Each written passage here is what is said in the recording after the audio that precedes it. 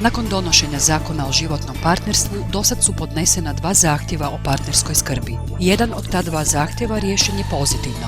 Riječ je o lezbijskoj obitelji s djetetom iz Zagreba, a u ostvarenju tog prava pomogle su im odvjetnice udruženja Zagreb Pride. Iako smo sretni što se zakon o životnom partnerstvu uredno implementira, pa očekujemo još novih rješenja o partnerskoj skrbi do kraja godine, kazao je Marko Jurčić iz Zagreb Pride-a. Partnerska skrb istovjetna je roditeljskom posvajanju, ali bez zasnivanja srodstva i upisuje se u posebnu rubriku u rodnom listu. Zahtjev se podnosi sudu, a sud zatim od Centra za socijalnu skrb zatraži da procijeni obiteljske okolnosti i tada sud donosi odluku. Trenutačno se odlučuje o još jednom zahtjevu za partnersku skrb jedne lezbijske obitelji iz Zagreba.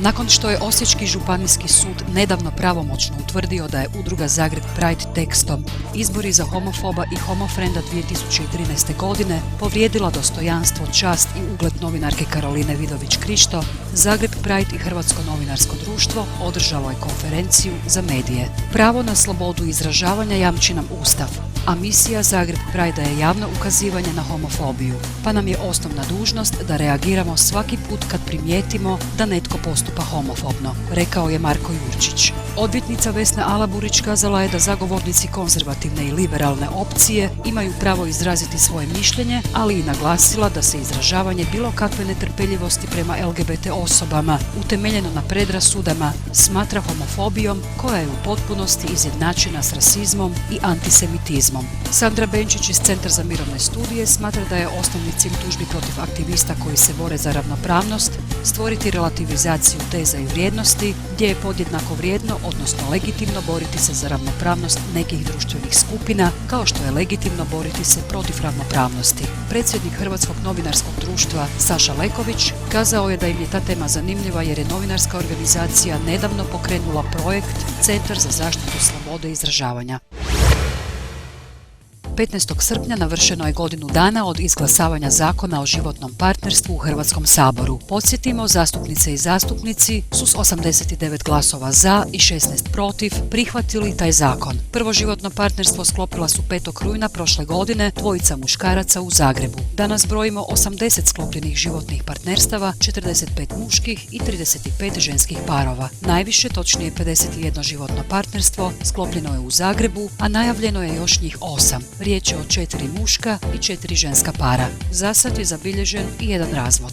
U 47 slučaja oba partnera bili su hrvatski državljani. U 31 slučaju je samo jedan od partnera bio hrvatski državljanin, dok su u 2 slučaja oba partnera bili stranci. Prva partnerska skrb dodijeljena je lezbijskoj obitelji iz Zagreba, a trenutačno se odlučuje o još jednom zahtjevu za partnersku skrb, a također je riječ o lezbijskoj obitelji iz Zagreba.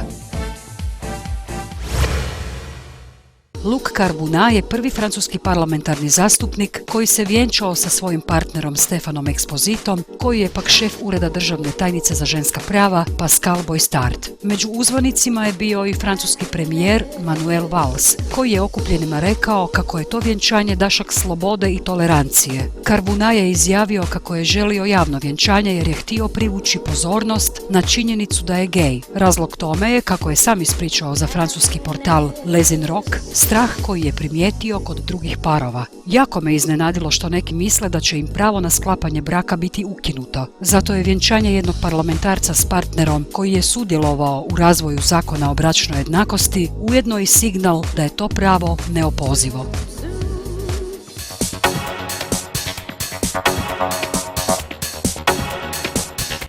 Audiovizualni pregled tjednih vijesti Zrcalo tjedna prilagođen je slijepim i slabovidnim te gluhim i nagluhim osobama, a ostvaruje se uz financijsku potporu Fonda za poticanje pluralizma i raznovrsnosti elektroničkih medija.